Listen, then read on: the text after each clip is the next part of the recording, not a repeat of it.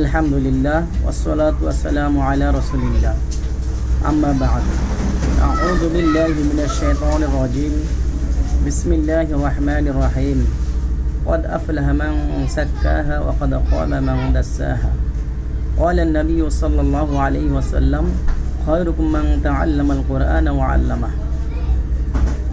দেশে ও প্রবাসে দূরে ও কাছে যে যেখান থেকেই আমার ভিডিওটি দেখছেন আশা করি সকলেই ভালো আছেন। আমি আলহামদুলিল্লাহ ভালো আছি। সকলকে আমার সালাম, আসসালামু আলাইকুম ওয়া রাহমাতুল্লাহ। আজ সকালের প্রোগ্রামে যে আলোচনাটুকু পেশ করেছিলাম হুবহু সে আলোচনাটুকু আপনাদের মাঝেও তুলে ধরলাম। আমি আশা করি আপনারা আমল করবেন, ইনশাল্লাহ আমিও সে অনুযায়ী আমল করব। আমার জন্য দোয়া করবেন, আমিও আপনাদের জন্য দোয়া করব। তো আল্লাহ সুবহানাহু ওয়া তাআলা বলেছেন কদ আফলাহা মান যাক্কাহা ওয়া কদ খাবা মান দাসসাহা, যে তোমরা নিজেরা পরিশুদ্ধ হও এবং অপরকে পরিশুদ্ধ করো। রাসূলুল্লাহ সাল্লাল্লাহু আলাইহি ওয়াসাল্লাম হাদিসে বর্ণনা করেছেন খায়রুকুম মান তাআল্লামাল কুরআন ওয়া আল্লামাহ, তোমাদের মধ্যে সর্বোত্তম ওই ব্যক্তি যে নিজে কোরআন শিক্ষা করে এবং অপরকে তা শিক্ষা দেয়। এখন আমরা কিভাবে মানুষকে পরিশুদ্ধ করব এবং কিভাবে নিজে পরিশুদ্ধ হব?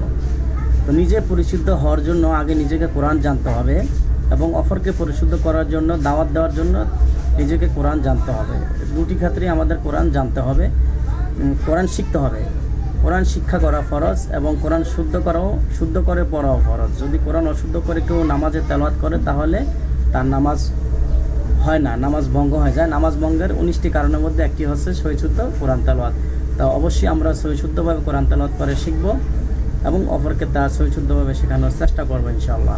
যারা কোরআন তেলাওয়াত করতে পারি না, কোরআন পড়তে জানি না, তারা অবশ্যই শিখব। যারা পারে তাদের কাছে যাব। আর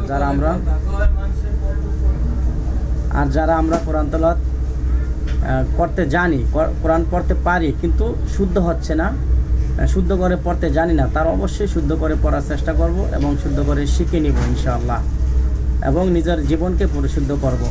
সে অনুযায়ী আমল করব এবং কোরআনের দাওয়াত দিব, কোরআনের সংগঠনের সাথে থাকব, এই আশা ব্যক্ত করে শেষ করছি। আসসালামু আলাইকুম ওয়া রাহমাতুল্লাহি ওয়া বারাকাতুহু।